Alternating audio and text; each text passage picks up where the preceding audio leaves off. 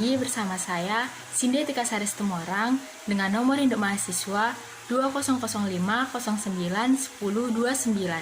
Saya dari kelas AB3D Politeknik Negeri Medan.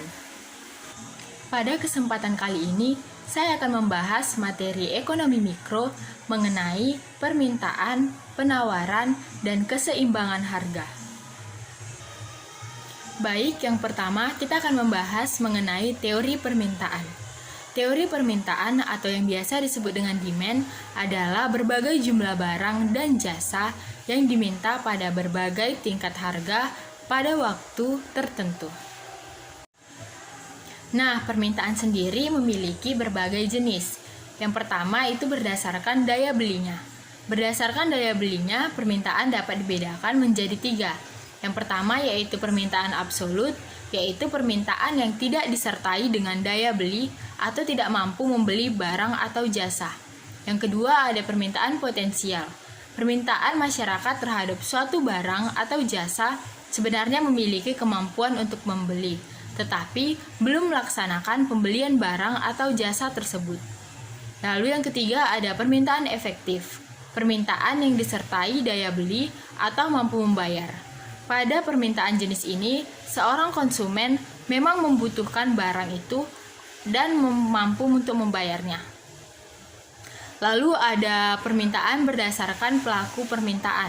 Yang pertama ada permintaan individu, yaitu permintaan oleh perseorangan. Misalnya seperti reparasi atau servis motor. Lalu yang kedua ada permintaan pasar. Jenis permintaan yang paling diminta oleh kebanyakan orang, seperti beras, pakaian, dan transportasi. Lalu pada slide berikutnya kita akan melihat faktor penentu permintaan.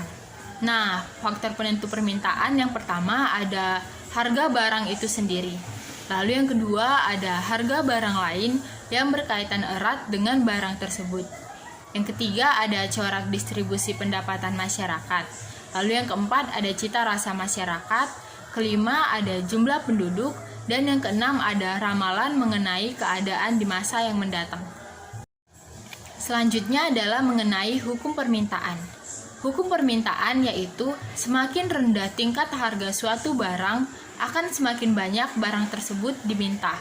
Dan sebaliknya, semakin tinggi tingkat harga suatu barang, maka akan semakin sedikit permintaan akan barang tersebut. Nah, untuk contoh studi kasusnya, kita dapat melihat pada slide selanjutnya, di mana ada contoh dari tabel permintaan terhadap buku tulis pada berbagai tingkat harga, di mana pada harga 5.000, jumlah unit yang diminta yaitu 200 unit, dan pada harga 4.000, jumlah yang diminta adalah 400 unit, dan pada harga Rp3.000, jumlah unit yang diminta ada 600 unit, dan pada harga 2.000 jumlah yang diminta ada 900 unit, dan pada harga Rp1.000 jumlah yang diminta adalah 1.300 unit. Hal ini membuktikan bahwa semakin rendah harga, maka jumlah unit yang diminta akan semakin tinggi. Sedangkan semakin mahal harga suatu barang, maka barang yang diminta akan semakin sedikit. Pada kurva permintaan juga dapat dilihat bagaimana perubahan pada tingkat harga dan juga pada jumlah barang yang diminta. Selanjutnya kita akan membahas mengenai efek faktor bukan harga dalam permintaan. Yang pertama itu dari harga barang-barang lain, seperti barang pengganti, barang pelengkap, dan barang netral. Lalu yang kedua, pendapatan para pembeli, yaitu barang inferior, barang esensial, barang normal, dan barang mewah. Lalu yang ketiga, beberapa faktor lain, seperti distribusi pendapatan, cita rasa masyarakat, jumlah penduduk, dan ekspektasi terhadap masa depan. Lalu pada slide ini kita akan beralih ke teori penawaran. Teori penawaran atau yang biasa disebut dengan supply adalah jumlah barang dan jasa yang dijual pada berbagai tingkat harga pada waktu tertentu. Nah, faktor penentu penawaran itu ada yang pertama, harga barang itu sendiri. Lalu yang kedua yaitu harga barang lain. Yang ketiga, biaya produksi. keempat, tujuan-tujuan operasi perusahaan tersebut. Dan yang kelima, tingkat teknologi yang digunakan. Lalu mengenai hukum penawaran. Hukum penawaran yaitu semakin tinggi tingkat harga suatu barang, akan semakin banyak jumlah barang yang ditawarkan dengan anggapan ceteris paribus. Selanjutnya kita akan melihat dari contoh daftar penawaran, yaitu ada tabel permintaan terhadap buku tulis pada berbagai tingkat harga. Dapat kita perhatikan yaitu pada harga 5.000, jumlah unit yang ditawarkan yaitu 900. Dan pada harga 4.000, unit yang ditawarkan ada 800. Pada harga 3.000, unit yang ditawarkan ada 600. Pada harga 2.000, jumlah unit yang ditawarkan yaitu 375. Dan pada harga 1.000, jumlah unit yang ditawarkan adalah 100. Hal ini menunjukkan bahwa semakin tinggi harga suatu barang atau jasa, maka perusahaan akan menawarkan semakin banyak barang. Hal ini tentunya akan membawa keuntungan bagi perusahaan tersebut. Pada kurvanya sendiri dapat kita lihat bagaimana perubahan kurva pada berbagai tingkat harga yang berubah. Selanjutnya ada efek faktor bukan harga dalam penawaran. Yang pertama ada harga barang-barang lain seperti barang pengganti juga, barang pelengkap, dan barang netral. Lalu yang kedua yaitu biaya untuk memperoleh faktor produksi yang dibagi dua menjadi produktivitas dan efisiensi. Lalu yang ketiga ada tujuan perusahaan dan yang keempat adalah tingkat teknologi. Selanjutnya kita akan beralih kepada keseimbangan atau equilibrium. Keseimbangan atau equilibrium adalah keadaan di suatu pasar di mana jumlah yang ditawarkan penjual pada suatu harga tertentu adalah sama dengan jumlah yang diminta para pembeli pada harga tersebut. Cara menunjukkan keadaan keseimbangan yaitu yang pertama dengan contoh menggunakan angka.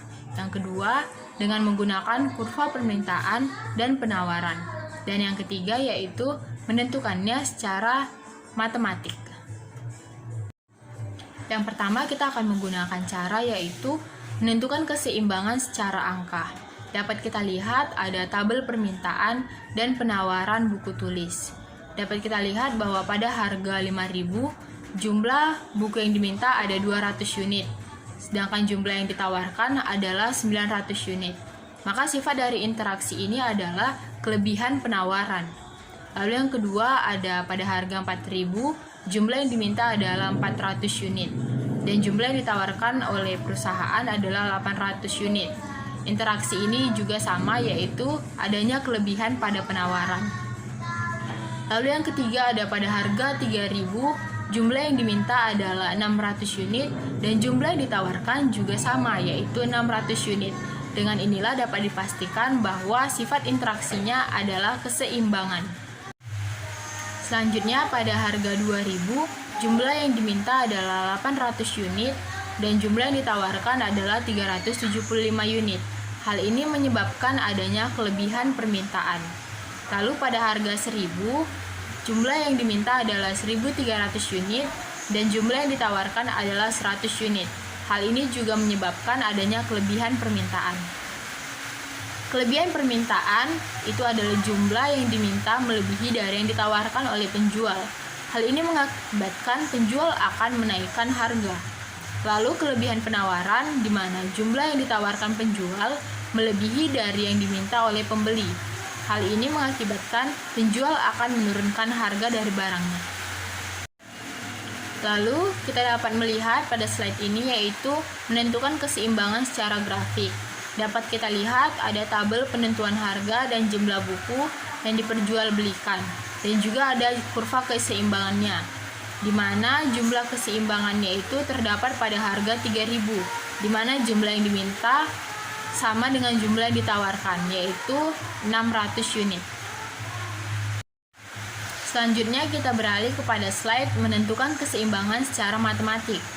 Bentuk umum persamaan dan penawaran yaitu yang pertama persamaan permintaan yaitu QD sama dengan C kurang DP. Dan juga ada persamaan penawaran yaitu QS sama dengan min M tambah NP. Dapat dilihat pada keterangannya, C adalah angka tetap. Nilainya menunjukkan barang yang diminta apabila tidak harga 0. Nilai C selalu positif. D adalah kecondongan kurva permintaan. Nilainya selalu negatif atau min D, karena kurva permintaan menurun dari kiri ke kanan. M adalah angka tetap. Nilainya menunjukkan barang yang ditawarkan apabila tingkat harga 0. Biasanya nilai M bernilai negatif atau min M. N adalah kecondongan kurva penawaran. Nilainya selalu positif karena kurva penawaran naik dari kiri ke kanan. QD adalah kuantitas yang diminta dan QS adalah kuantitas yang ditawarkan dan P adalah tingkat harga. Selanjutnya saya akan menjelaskan contoh perhitungannya, yaitu andaikan persamaan permintaan karet alam di suatu kampung adalah QD sama dengan 13.000 dikurang P, dan penawarannya QS sama dengan min 2.000 tambah 2P. Berapakah harga karet alam dan kuantitas karet yang diperjualbelikan? Rumus yang kita gunakan untuk mencari harga adalah QD sama dengan QS. QD tadi dikatakan 13.000 dikurang P, dan QS dikatakan min 2.000 tambah 2P. Jadi, 2P tambah 1P sama dengan 3P. Lalu min 2.000 kita pindahkan menjadi positif. 13.000 ditambah 2.000 menjadi 15.000. Jadi dapat ditentukan bahwa harganya adalah hasil dari 15.000 dikurang 3, yaitu 5.000. Maka tingkat harga equilibrium adalah 5.000. Lalu kita tentukan QD-nya sama dengan 13.000 dikurang P. 13.000 dikurang P tadi 5.000 menjadi 8.000 kg. Lalu QS sama dengan min 2.000 tambah 2P. Min 2.000 ditambah 2 dikali P tadi 5.000 menjadi min 2.000 ditambah 10.000 menjadi 8.000 kg. Lalu yang terakhir kita akan membahas efek faktor bukan harga dalam keseimbangan. Ada 4 kemungkinan terjadinya pergeseran kurva permintaan dan penawaran, yaitu yang pertama permintaan bertambah. Jika permintaan bertambah, maka kurva permintaan bergeser ke kanan. Lalu yang kedua, jika permintaan berkurang, kurva permintaan akan bergeser ke kiri. Yang ketiga, penawaran bertambah. Jika penawaran bertambah, maka kurva penawaran bergeser ke kanan. Dan yang keempat yaitu penawaran berkurang. Jika penawaran berkurang, kurva penawaran bergeser ke kiri. Sekian penjelasan dari saya. Terima kasih atas perhatiannya dan sampai jumpa.